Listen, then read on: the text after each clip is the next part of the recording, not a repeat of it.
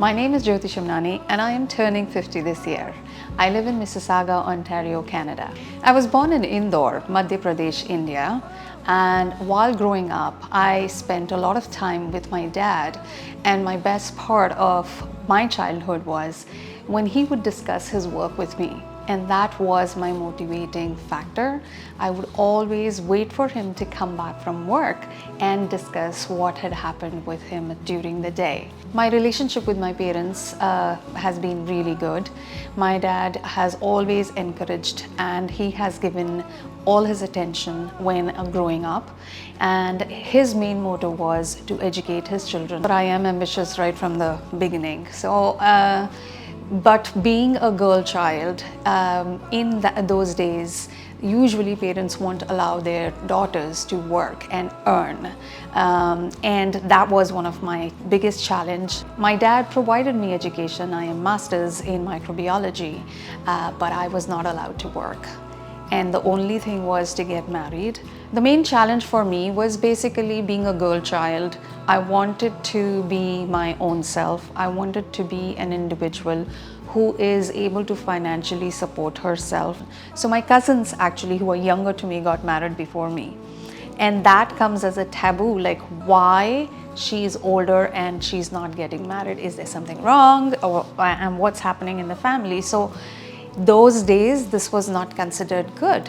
And so I always used to get the backlash from my grandparents or extended family. But I quite like the confidence of my dad, who would say no questions to be asked, because he wanted me to get educated. Then by the time I finished my education, I was 23. In that time again, the girls would usually start getting proposal when they turn 15 or 16, and here I am, not married till 23. So that was something that was very, very challenging. And you have to look at people and then see their eyes, the question constantly being asked why she's not married. I wanted a partner who is okay with me in working and being my own self, bringing my own identity, my own individuality. So when I met Raj, I was worried what he would ask or what he's looking for. I would say that I am so lucky that I got him who actually wanted me to work as well. My husband is a self-made man.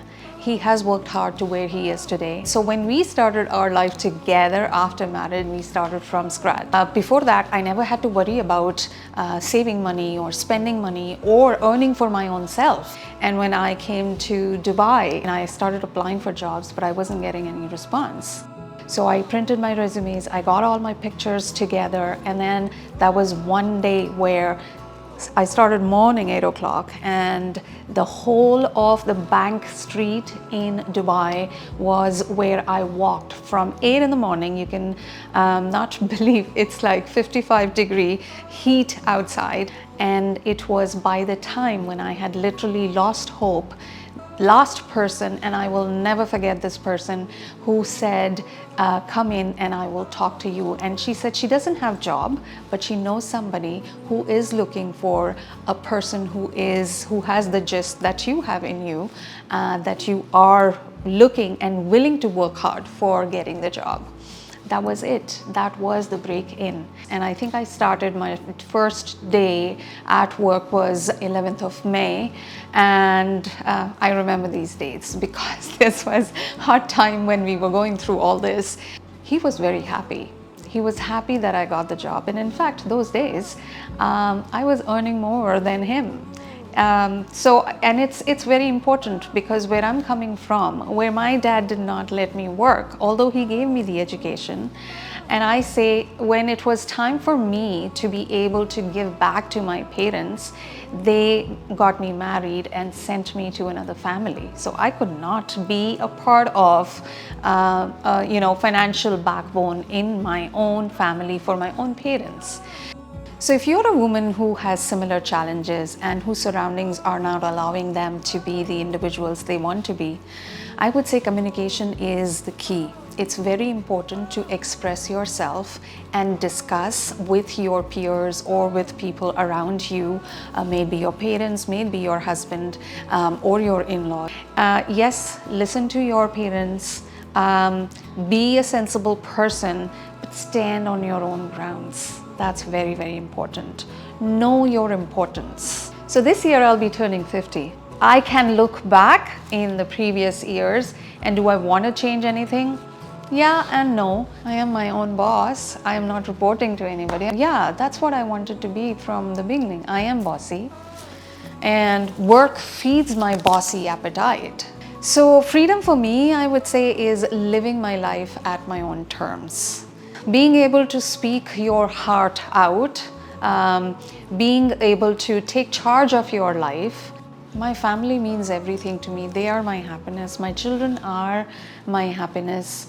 I have gone through tough times while having them, and when I was pregnant.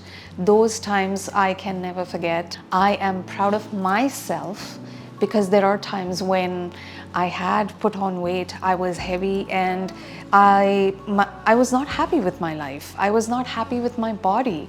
I was not happy with my health conditions. And I took decision in a spur of moment to make that change. So it is like a switch that has reverted back to me to the same weight, same body that I was a few years ago. And so today I am happy the way I look. Today I'm happy that I am able to match the energy with my children and be there with them. Love is truly the beautiful family that surrounds me today. To live a happy life, you need to be laser focused, you need to know what you are looking for, and you need to be disciplined enough to be able to follow it. Knowing what aligns with you and what doesn't align with you is very, very important. The 3 words that describe me today when I am turning 50, I'm not 50 yet, are classy, elegant, and confident. The most precious thing for me in life today is my family, my children, my husband, my parents. And I love what I do in my work as a real estate professional today. 40 over 40 project is something that when she had discussed with me, I immediately jumped on it and I said, Puja, I want to be a part of it. I think what she is doing is amazing, giving space to people, to women. In fact, when I'm doing this video, that I'm reflecting back to my memories, to how I grew up, to what is important to me. These are the things that, you are engrossed in your day-to-day life that you don't have time to sit back and reflect on it, which is what I did while shooting this. Doing this 40 over 40 project, it's your own self-love. It's loving yourself. Feel pampered from the moment you enter at her studio. The hair and makeup,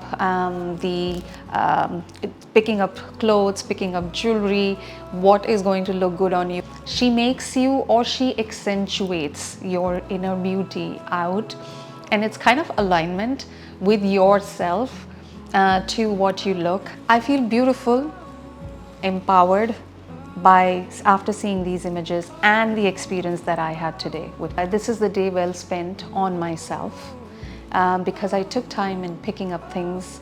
I took time in deciding that I do want to showcase the best of me, but at the same time I also thought about picking up and looking traditional, picking up the attire that I felt that I want to be seen myself in. I really felt good after looking at these pictures, after being pampered the whole day, and I think the best of me has come out. I was